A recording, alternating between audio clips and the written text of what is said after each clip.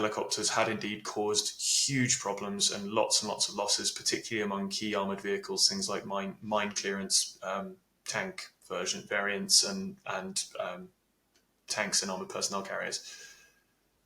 Whenever the Ukrainians had managed to make a bit of a breach, the helicopters were just kind of there waiting.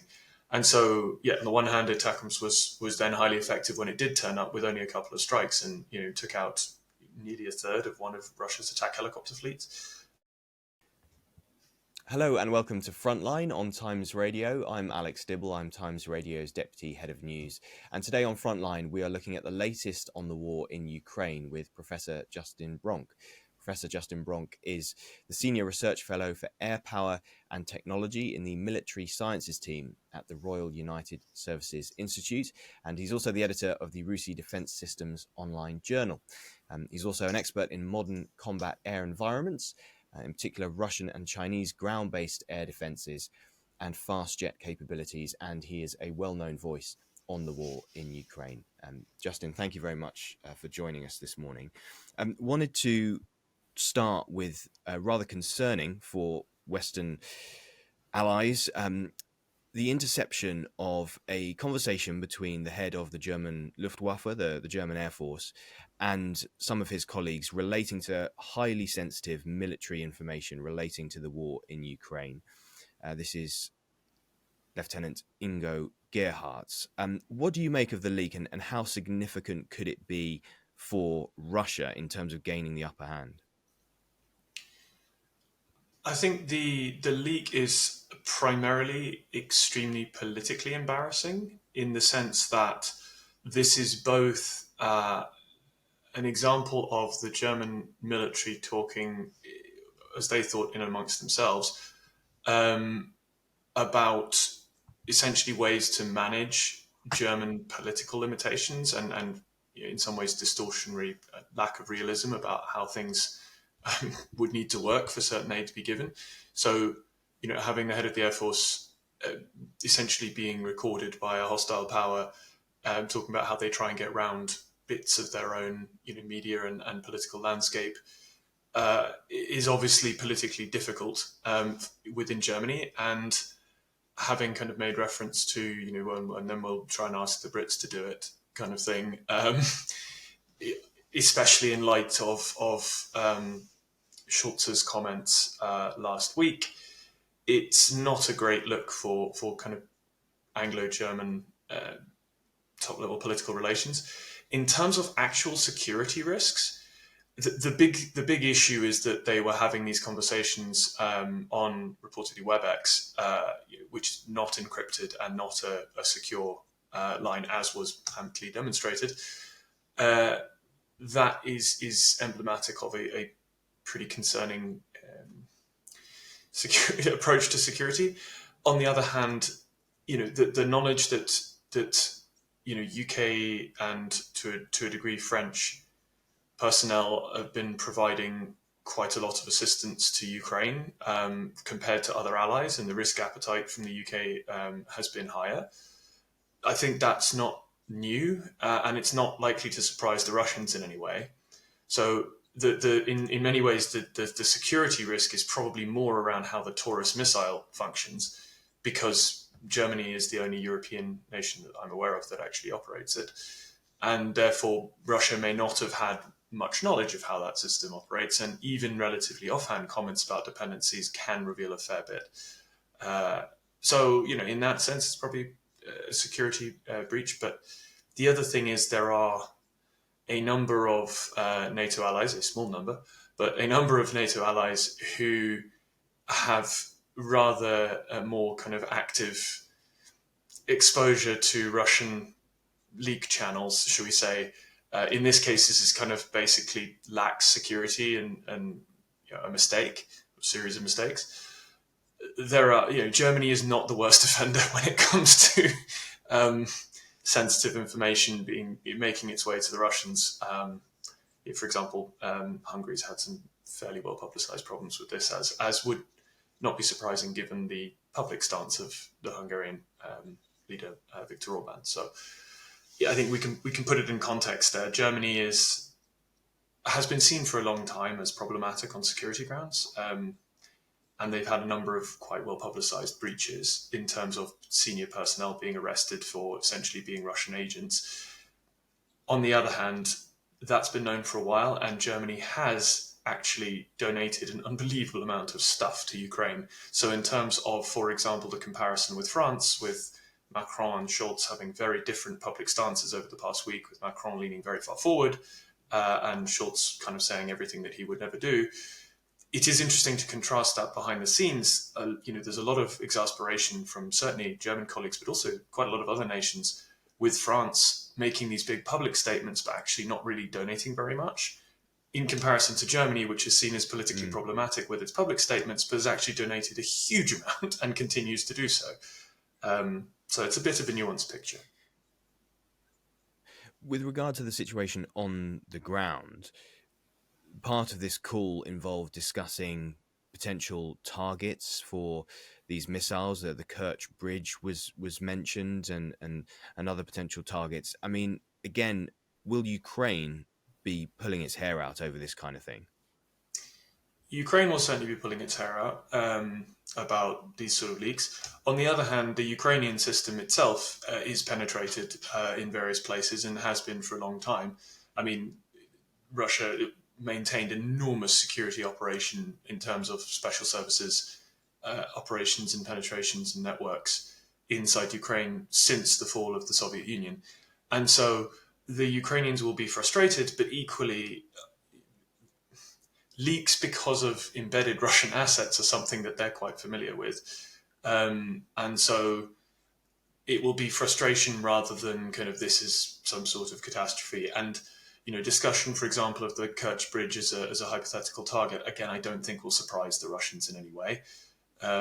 Although, I haven't seen the full text clearly, but depending on how much detail was gone into, the Russians might be able to glean useful information about, for example, the warhead and what it can do on the Taurus, by dint of how it's discussed relative to a structure they know well. And I think not an insignificant number of people have pointed out that Russia has chosen to reveal the fact that they intercepted this call. So politically, they've decided to do that, which they didn't have to, in order to potentially sow division amongst, within Germany and hopefully destabilize German politics. Yeah. So the Russians are putting an enormous amount of money and effort and people behind the information war side of their efforts, because they have rightly picked up on the fact that essentially Ukraine's biggest weakness is the fragility of Western political support increasingly. Of course, the US is the number one effort because, as we've seen, and we can get onto in a bit, but basically the lack of US ability to pass aid through the House has led directly to significant losses of territory already, and will continue to lead to more losses of territory for Ukraine, because European production, while it's increasing, simply cannot make up for US capacity. And so, the Russians are putting huge efforts into this. And, for example, therefore, the potential benefit of not having leaked this, having had access to the conversation, would essentially be around whether they thought that their ability to log into that and listen would have been repeatable. In other words, whether they think the Germans would have worked it out. And therefore, they've already got the security benefit of that conversation. Did they think they could potentially find repeats of the same mistake? Well, clearly they seem to have decided that it was more worth their while to go for the political fallout of revealing it publicly than maintain that mechanism of breach, which suggests that the Russians perhaps thought that the Germans wouldn't make the mistake twice, that it was a relatively unusual combination of factors. You mentioned there about the hold-up in Congress in the United States relating to the military support that the US is considering giving to Ukraine. In a world in which that aid package, that support is approved, how long could it be between that point and weapons getting onto the battlefield in Ukraine having been delivered by the US? What's the time gap, if you like? Some weaponry would arrive within days of the US if the US manages to pass another significant aid tranche. But of course, for example, because if you can fly things into a neighboring country, probably Poland, and then sort of drive them or send them by train across, then yeah, it's days. But the amount that you can fly in, particularly things like artillery shells, which are by definition needed in vast quantities, and therefore the volume and weight is really significant, you would be wanting to ship most likely. And so, yes, some will start coming in within days if that's passed, but there will be disruption and shortages for months. And typically the lag period is about 2 months from a major political decision being made in terms of support, and that then actually manifesting on the battlefield. Longer for more complex systems, like obviously F-16 is taking a lot longer, but it's going to take months. Even if the US passed it tomorrow, the situation on the front lines, which is increasingly bad, will continue to get worse for a while, several months after the US manages to pass something, if it does. And if it doesn't, then things are likely to go very, very wrong relatively quickly. Mm. A key weapon system that the US is considering sending is Atacms missiles. That's part of the conversation. First part of the question is, how have the shorter range missiles been, and what difference, therefore, could Atacms make, do you think?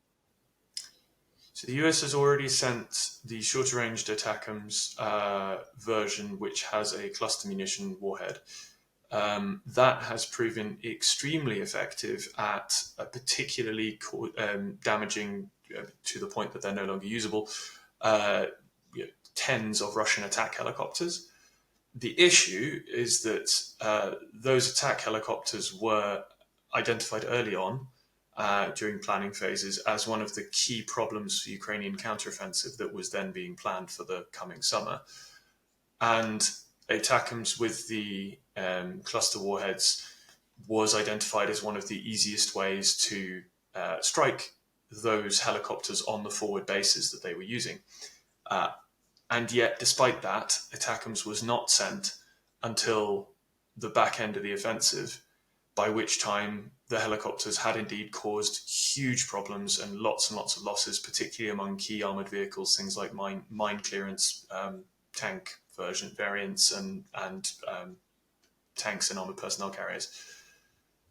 Whenever the Ukrainians had managed to make a bit of a breach, the helicopters were just kind of there waiting.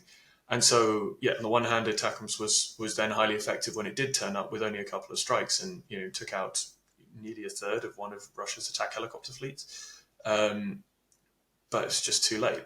And while it has had that effect now, at this point, the threat from attack helicopters is much lower because the Ukrainian counteroffensive essentially had run out of steam and is no longer underway.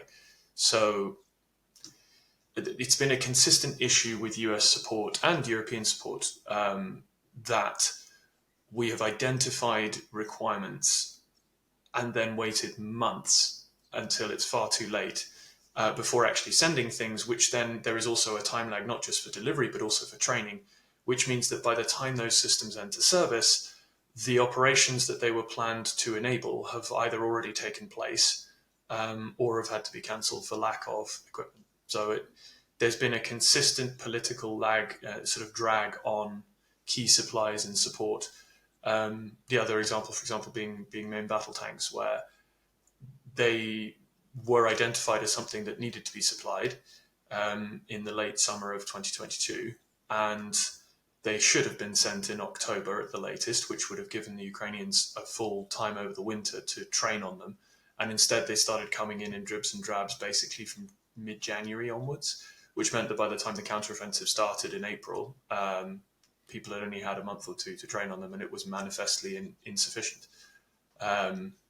Atacms, in terms of the longer ranged version with a unified warhead, unitary warhead, so single big explosive rather than lots of small ones, would provide the Ukrainians with another more difficult to intercept in some ways way to hit single high value concentrations of assets or single hardened targets in significant depth. But essentially, it's the same kind of capability as they've got with Storm Shadow and Scalp, so the Anglo-French air-launched cruise missiles that they've been using for a while now. And what those sort of capabilities can do, Atacms would close the distance faster and is a bit harder to intercept. But essentially, what those systems, those kind of deep strike systems, do is introduce significant inefficiency in the Russian system because it forces them to disperse ammunition dumps, command and control centers, logistics hubs, troop concentrations. And because they then have to disperse them, and this is what HIMARS did when it initially arrived, it forced them to disperse everything within essentially about 60 kilometers of the front line, which had an enormous immediate effect on, for example, the volume of artillery fire that Russia could sustain because it couldn't pile up ammunition near the front lines without getting it hit and destroyed. Atacms and cruise missiles of various kinds allow you to strike command and control nodes and high-value targets, but they also basically force the Russians to disperse everything. That is potentially decisive in the context in which Ukraine managed to make a major breakthrough, because that kind of friction would be what could slow down the Russian response to sort of centralize and move around reserves and respond to a large-scale crisis, could slow it down enough that the Ukrainians could generate decisive momentum. But in the lack of ability to make that kind of breakthrough, and particularly now, these strikes, they cause damage, but they're not going to have a decisive effect.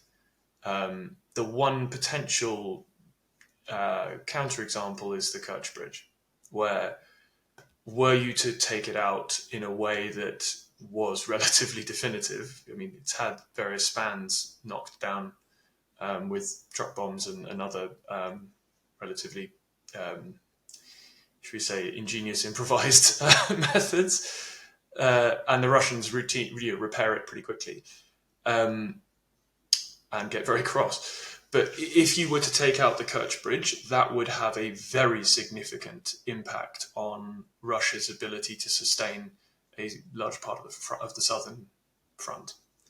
But it's a very difficult target. Bridges are very difficult to knock out, especially heavily constructed concrete ones with multiple lanes. You mentioned there about the pace of the Ukrainian counteroffensive and Ukraine's ability or inability at this stage of the conflict to make a significant gain that might open up opportunities for Atacms and other kind of weaponry to have their full effect. We know that Ukraine lost Avdiivka very recently. What's your assessment of what's happening in and around there at this stage? What's happening at the moment is the result of essentially the Ukrainians losing the ability to effectively use artillery to suppress and break up Russian attacks. So the result of essentially having to ration artillery ammunition to a really very, very significant degree is that Russian attacks with infantry and also vehicles, but usually infantry because vehicles are a bit easier to damage and disable with either anti-tank missiles or sort of lots of FPV drones. But infantry groups getting close to Ukrainian lines, when the Ukrainians were firing about 200,000 rounds a month in the counteroffensive last year, they were able to not only cause very, very significant casualties for the Russians, but also actually win the counter-battery fight. So they were able to essentially suppress Russian artillery, force it to keep moving, inflict losses on Russian guns. And what you saw was, somewhere in the region of 200,000 rounds a month. They were able to actually gain artillery superiority and make that grinding progress. What you're now seeing is the opposite happening. So the Russians have pulled themselves out of the sort of low point. They had a real ammunition shortage at the beginning of 2023, but they put their economy onto a war footing in late 2022, and now we're seeing that delivering. So they're between their own production and North Korean and Syrian and Iranian supplies, they're getting about 3.5 to 4 million shells a year, which is massively more than the Ukrainians. And so what's happening is the Ukrainian guns are having to fire relatively few shells because they have so few, but they're also having to move all the time because whenever they do fire, they get an absolute barrage of counter battery coming in. Because the Russians have the shells and have the guns to just, suppress in depth. And so Russian attacks, and they're doing small-scale attacks all the way along the front to keep the Ukrainians spread out and forcing them to commit reserves. Those Russian attacks are getting much closer to Ukrainian lines before they're seriously engaged. They're not being shelled en masse, and FPV drones aren't really an answer to this. You don't call for fires with FPV drones. They're useful for picking off groups of relatively static infantry or disabling vehicles, but they don't have that suppressive weight of explosives to force infantry to go to ground and spread out. And so those infantry groups are getting close enough that when the main kind of fights are happening in each case, they're much more regularly now essentially grenades, small arms, and kind of improvised weaponry. And so even though the Ukrainians are mostly holding in a lot of these engagements, the casualties on the Ukrainian side have gone up really dramatically because they're having to do this much more kind of even hand-to-hand combat, which is not what any military wants to be doing.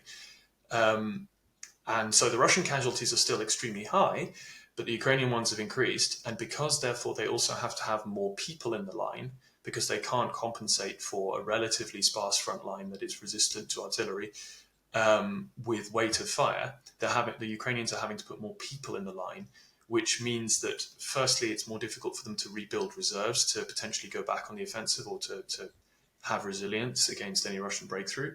But it also means that their casualty figures from Russian artillery are going up because there's more people in the lines.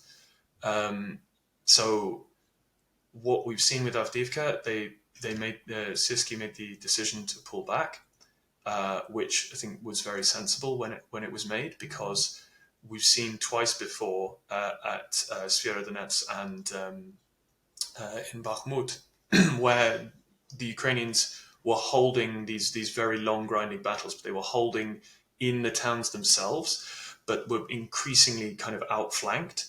And so you ended up with these small narrow corridors of single kind of very heavily shelled roads in and out of a pocket. And what then happens is that even if you're holding the frontline areas, which they still were to a degree in Avdiivka, you take huge casualties every time you rotate units in and out.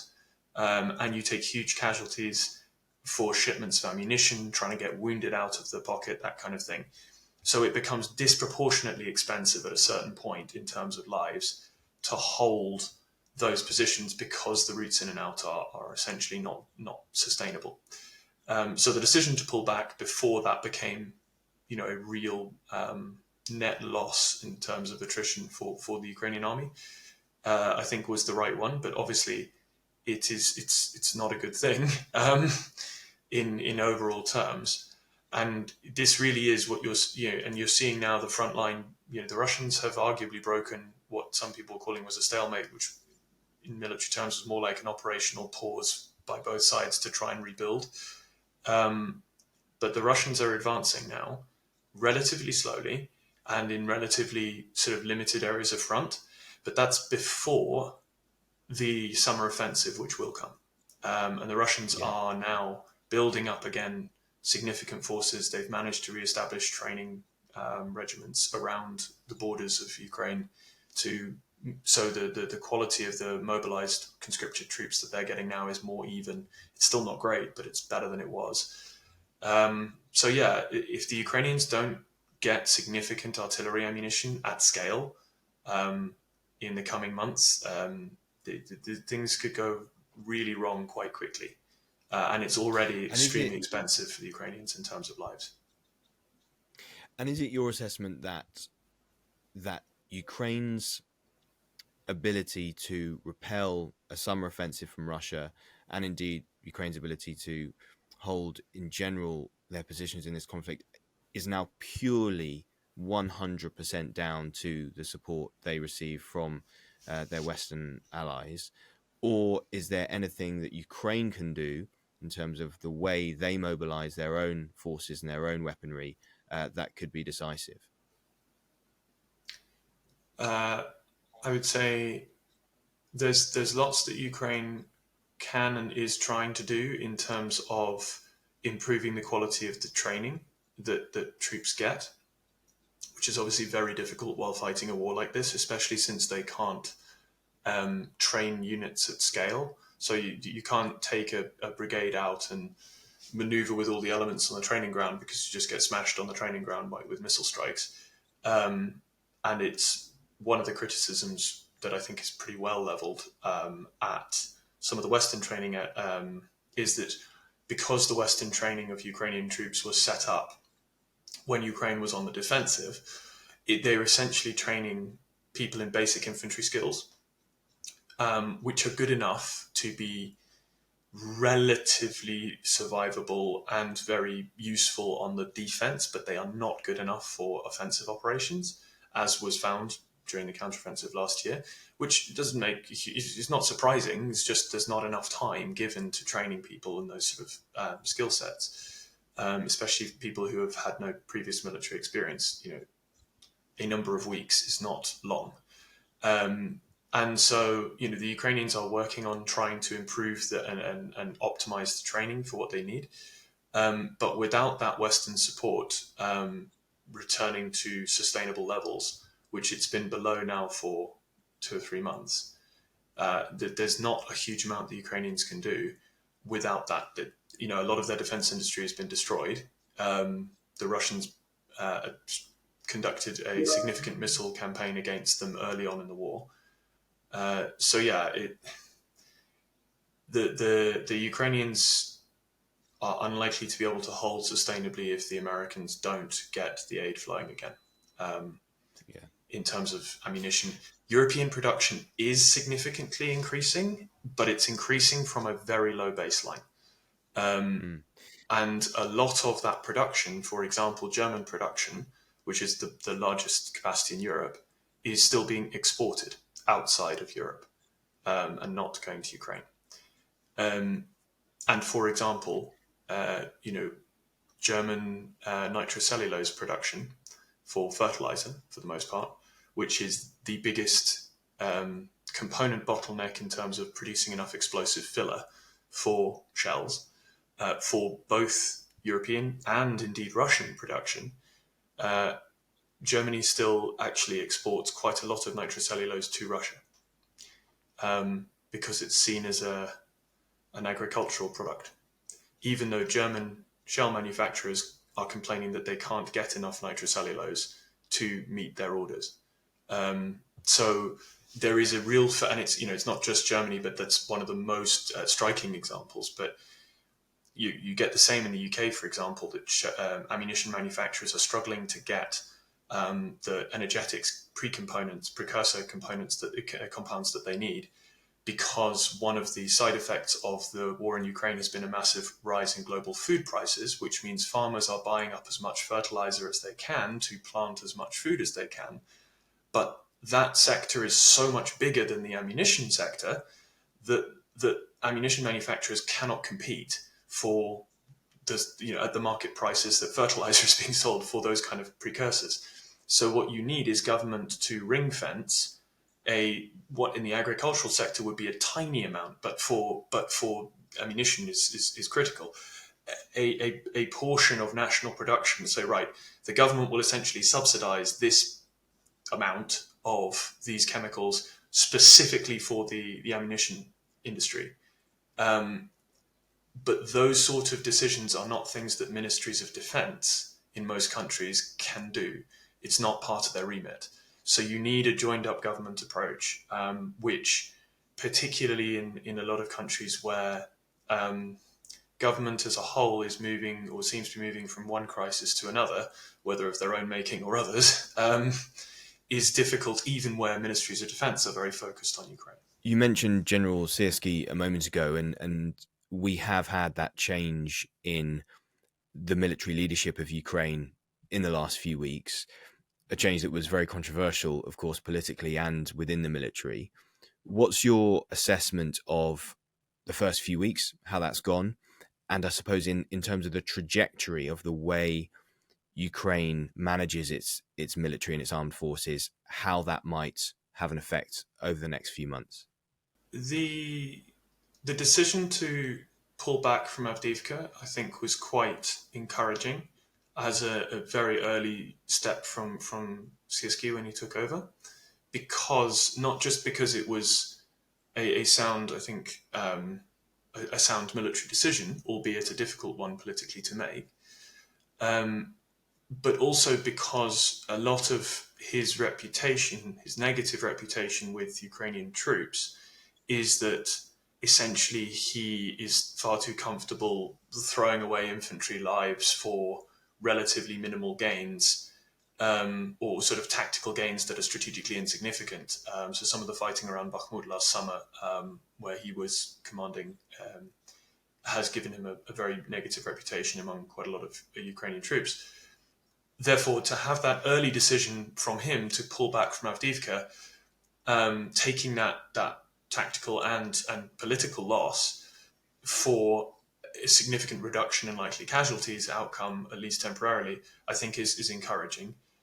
The main thing I would stress is that, while General Zaluzhny had done amazing things and was very popular, whatever one thinks of him as a commander, the relationship between him and the president's office had essentially broken down and had been pretty non-functional for a long time, months. And so almost whoever replaced him was going, a functioning pole-mill relationship, political military relationship at the most senior level is almost by definition better than a non-functioning one, even if the military and political sides of those equations both were very strong in their own ways, especially when it comes to the interaction with Western partners, because one of the, I think, more legitimate criticisms from some of the Republican side, for example, who are more skeptical on Ukraine aid, military aid, is what has been for a while. We don't want to be on the hook endlessly for something where there doesn't seem to be a plan. Yeah.